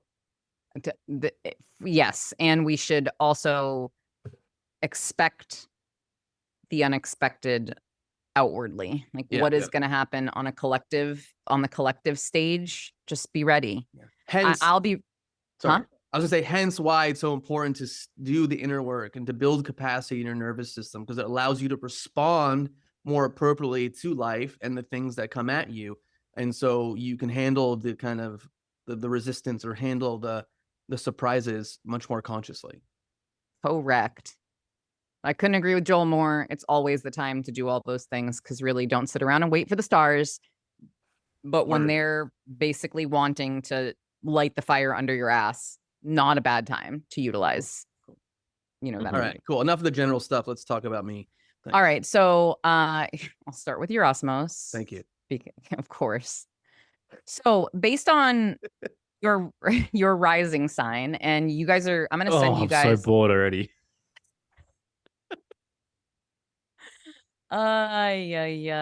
You too.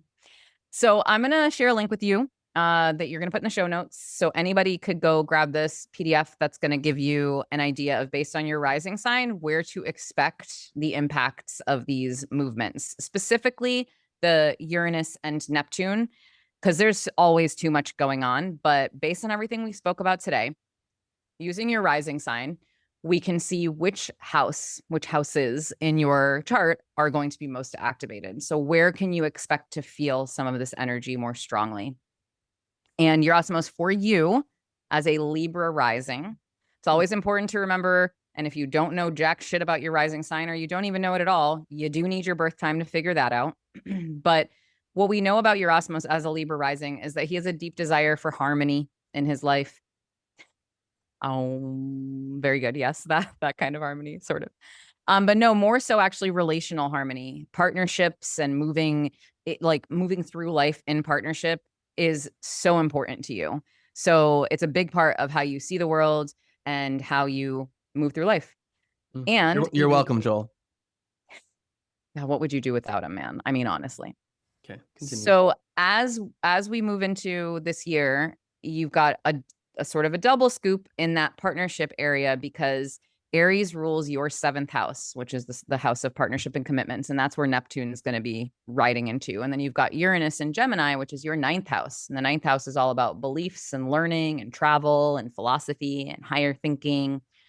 So you have some key themes then in how you approach relationships. There could be some shifts happening there, because that's Neptune going in there. There could be some dissolution. It's a big Neptunian word. Like we tend to, things just sort of fall off, like, right? Water dissolves. Neptune in particular really helps to say, okay, this is just not it anymore. We're going to let that go. So if there are any relationships like that in your life, you might just see them exit stage left. We shall see. Interesting. You might also have this ability to see partnerships more clearly for what they are, especially if they've been idealized in any way, because that Aries energy brings that in. So, yep, eye roll over here, smiles over there. I fucking could have predicted this. And then these things I feel I already see very much in you because it's already how you live, which is wonderful, but just like a desire for more authenticity in your life and more independence also in that you're not too drawn into the partnerships because Aries needs like time for self. Aries is very concerned. Does Good. Joel need you? Is it's a codependent relationship He that could we're he doing? could he could use he could use some independence. Yeah, I'll use some independence. It's fine. What are your attachment styles? Do you guys know? I'm secure and then low avoidant, like little avoidant, but I definitely feel like I'm pretty secure. But then there's the avoidant is my like go to. I might see that just a little bit. Okay, just curious. Moving on, your ninth house, there might be Uranus, Gemini, ninth house, beliefs, learning, travel, higher learning. How about maybe some unexpected opportunities to travel? I know you travel a lot already, but studying and teaching, like in something new, something expanding your worldview and opportunity in that space. That's where you might see some major shifts because I know you. I know that you already like to learn a lot. I know that you already do a lot of this expansive type stuff. So it'll be interesting to see if there's just another level of that, maybe something unlocking that you haven't done before, something that you've been wanting to do or whatever. Well, it actually makes sense because I've been talking about this with people a lot. Like I feel like I hit a little bit of a plateau with a lot of the things that I've kind of especially really focused on the last like 15, 20 years. And like my life has taken a different direction. I've been really focused on the garden and home and a lot more responsibilities, but like I'm feeling this itch to like expand and learn and grow, especially from an intellectual standpoint in like a very different way, as we continue to like sharpen our swords. And so like I'm feeling that pull more and more. I love that. Perfect. Well, that's the idea here, honestly. The perspective is a big ninth house word. It's also a big Gemini word. So, I mean, it's kind of like your perspective widening, that the horizon just becoming like, whoa, how many of these experiences can I take? And where do I want to go with this? I think you're gonna have a lot more opportunity. I So love it. Well, Meli, thank you so much for coming on the show. It's really amazing everything that you shared. And is there anything else you want to leave our audience with? all right, I just saw Joel, a my real time friend. massive dip in listenership happening. Right now, everybody dropped off at minute, Yeah. whatever. All right, Joel, my friend, our Pisces rising. You have Neptune entering Aries in your second house and Uranus entering Gemini in your fourth house. So, as you know, as a Pisces rising, you have this like really fluid, intuitive, deep way of moving through life that's like even heightened by your Scorpio, as we know. And really, what these two houses, we're looking at the house of security, stability, and values in the second. And then in the fourth, we're looking at your literal home, right? So this is like focusing on your resources. It's also finances, assets, all that kind of stuff, and your foundation.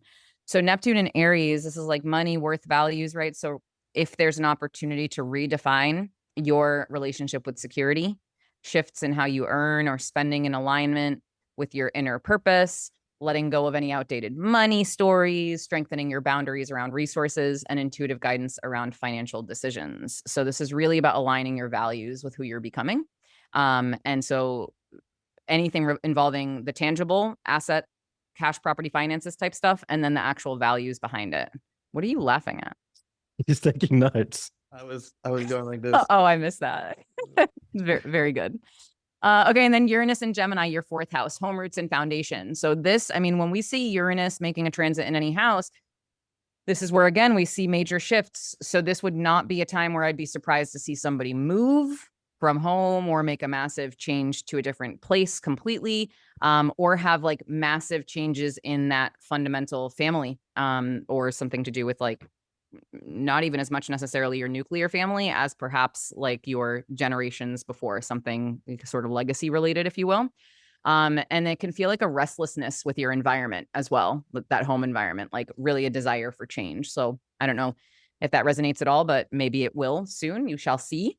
This is sort of like both of these energies together, like kind of redefining what really supports you on the inside and the out. So that if you out there listening are a Libra rising or a Pisces rising. Of course, if you have planets in those places, it's going to be that much more important. And you will have planets that aspect these things in some way, most likely. So this can be way more granular and detailed of an interpretation, but this is at least a general start. Thank you. Thank you so You're much, welcome. Meli. Appreciate that. Yeah, big changes in the home. I think, Valley's 7 now, ready for her to go into the real world. Might have to kick her out next year. Yeah, just put a backpack on her and just tell her to go explore the world. Yeah. Her soul signed up for this. She was Linky Bill style. Yeah.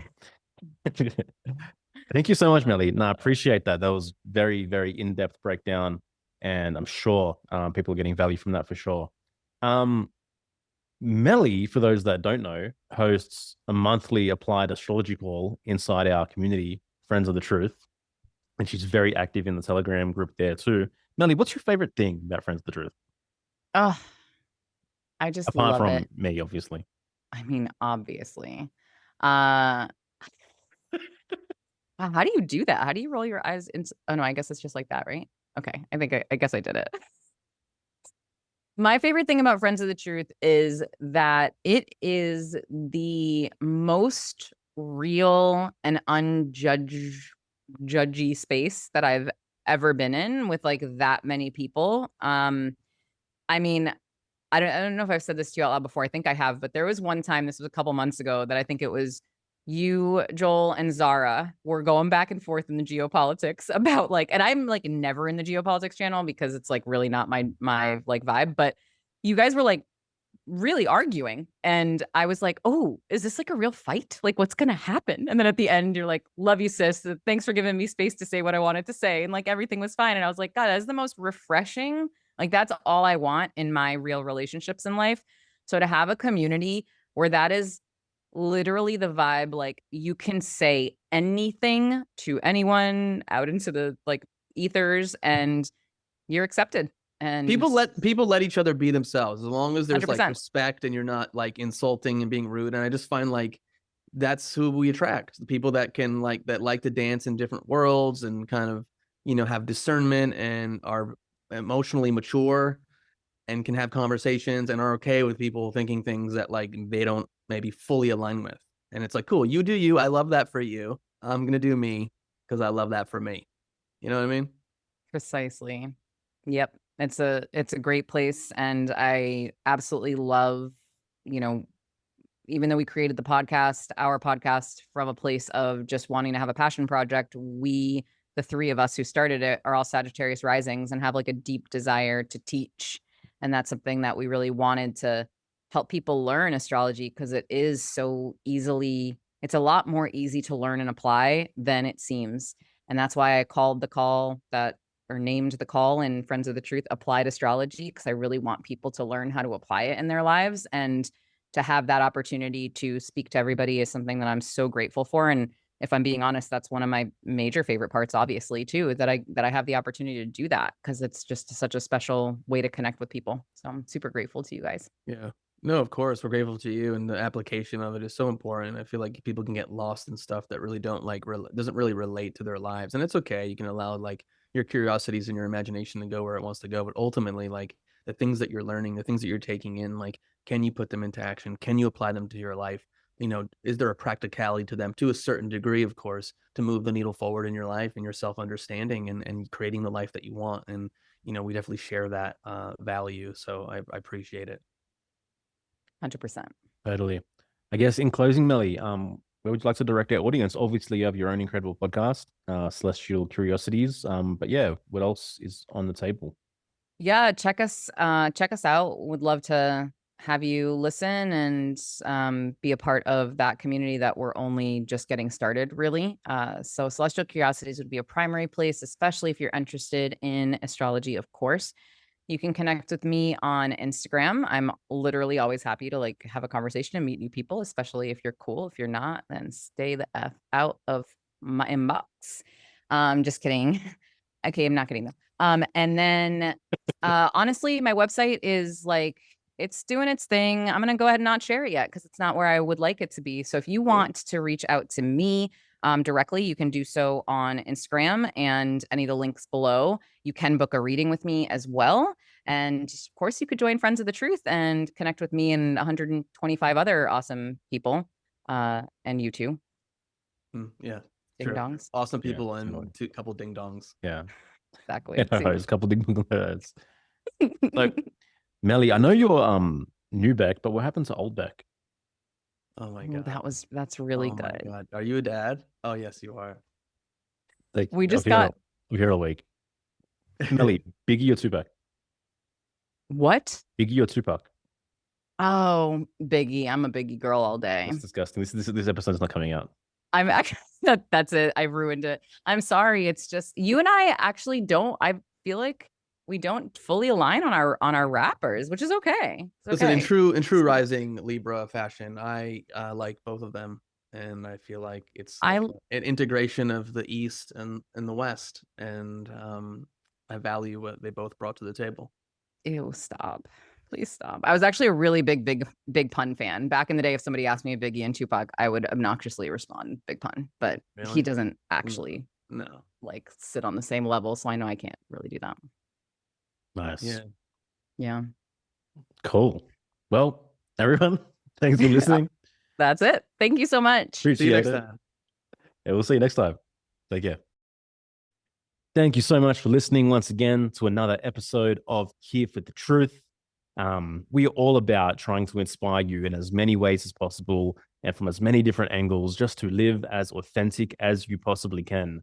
And to consider deeply where in your life you have taken the inauthentic path. What are the things that you've agreed to, which a deeper part of you might not have wanted to agree to if it was more at the forefront of your being and had more of a say.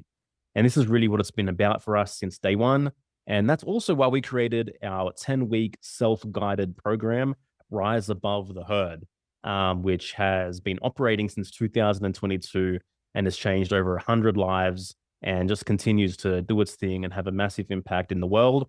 It used to be a cohort-based program, but now it's available to you to do on your own terms and to do self-guided at a much lower price point. So if you're feeling stuck in your life, if something feels a little bit off, if you're feeling a call for a shift, if you're feeling like you need a companion by your side to walk you through momentous change in your life, especially given the context of this conversation, as we're all being asked to answer the call on a deeper level and to take the risk and to embark on the real journey of our soul, then I've got zero doubt that Rise Above the Herd can support you in that process. And you can learn all about our 10-week self-guided program, which absolutely changes lives at hereforthetruth.com/RATH.